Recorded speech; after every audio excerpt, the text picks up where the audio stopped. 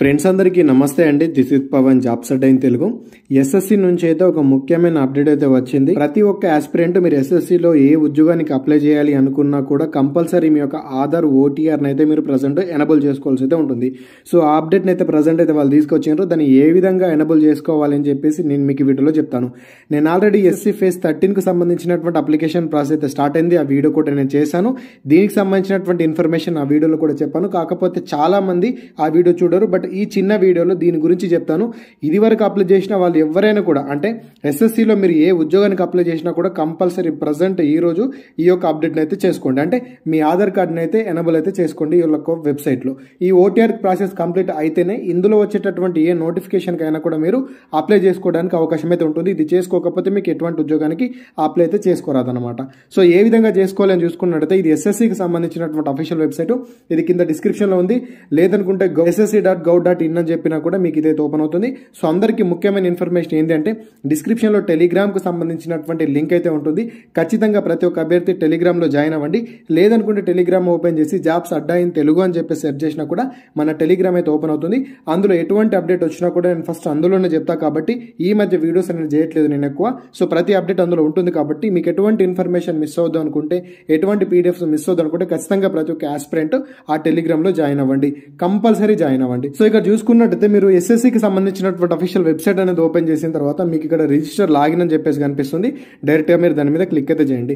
So click చేసేసిన తర్వాత మీ యొక్క రిజిస్ట్రేషన్ నెంబరు, మీ పాస్వర్డ్ని ఎంటర్ చేసేసి ఇక్కడ కనిపిస్తున్నటువంటి క్యాప్చాని ఇక్కడ ఎంటర్ చేసేసిన తర్వాత డైరెక్ట్గా మీరు లాగిన్ మీద క్లిక్ అయితే చేయండి.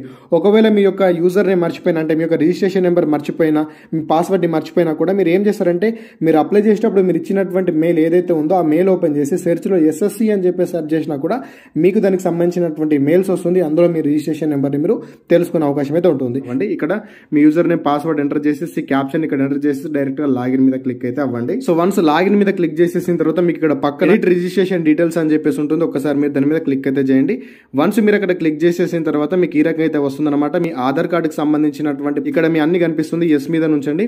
సో ఇప్పుడు నెక్స్ట్ ఏం చేస్తారంటే బాక్స్ లో టిక్ పెట్టండి. ఈ బాక్స్ లో టిక్ పెట్టేసేసిన తర్వాత ఇక్కడ సెండ్ ఓటీపీ అని చెప్పేసి ఉంటుంది కదా, సెండ్ ఓటీపీ మీద క్లిక్ చేయగానే మీకు అప్డేట్ ఉన్నటువంటి మొబైల్ నెంబర్కి ఓటీపీ అయితే వస్తుంది. వచ్చినటువంటి ఓటీపీని ఇప్పుడు వచ్చింది చూసారా, ఈ యొక్క ఓటీపీని బాక్స్లో ఎంటర్ చేసేసి వెరిఫై ఓటీపీ మీద క్లిక్ అయితే చేయండి.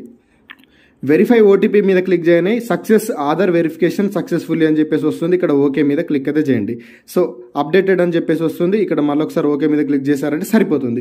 ఇంతే అండి, పెద్దగా ఏం లేదు. ఇది మీరు కంపల్సరీ ఒకవేళ మీరు ఇదివరకు అప్లై చేసిన వాళ్ళైనా సరే ఈ రకంగా ఆధార్ ఓటీపీని అప్డేట్ చేసుకున్న తర్వాతనే మీరు అప్పుడు ఏదైనా అప్లికేషన్ చేయాలనుకుంటే మీకు అప్లై అవుతుంది. వన్స్ అక్కడ ఓటీఆర్ ని కంప్లీట్ చేసేసిన తర్వాత మరి అది కంప్లీట్ అయ్యిందో లేదో ఒకసారి చెక్ చేసుకోవడానికి కూడా మరొకసారి ఇక్కడ ఎడిట్ రిజిస్ట్రేషన్ డీటెయిల్స్ మీద క్లిక్ అయితే చేయండి. సో మీరు అక్కడ క్లిక్ చేయని ఈ రకంగా అయితే వస్తుంది అనమాట. సో ఇక్కడ కింద చూసుకున్నట్లయితే మీరు ఇదివరకు క్లియర్ చేసుకున్నటువంటి ఆధార్ కార్డు ఓటీపీ అనేది వెరిఫైడ్. సో ఈ రకంగా వెరిఫైడ్ అని చెప్పేసి ఉందా లేదా అని చెప్పేసి 1-2 సార్లు చెక్ అయితే చేసుకోండి.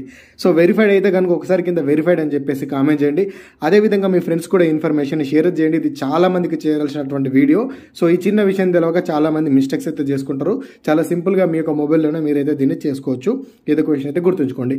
సో దానికోసమైనా ప్లీజ్ వీడియోని లైక్ చేయడం మాత్రం మర్చిపోకండి. సో ఇదన్నమాట. ఈ ఇన్ఫర్మేషన్ మీకు యూస్ఫుల్ అనిపిస్తే వీడియోని లైక్ చేయండి. అదేవిధంగా మీ ఫ్రెండ్స్కి వీడియోని షేర్ చేయడం మాత్రం మర్చిపోకండి. Thanks for watching. అందరికీ ఆల్ ది బెస్ట్. జై భారత్.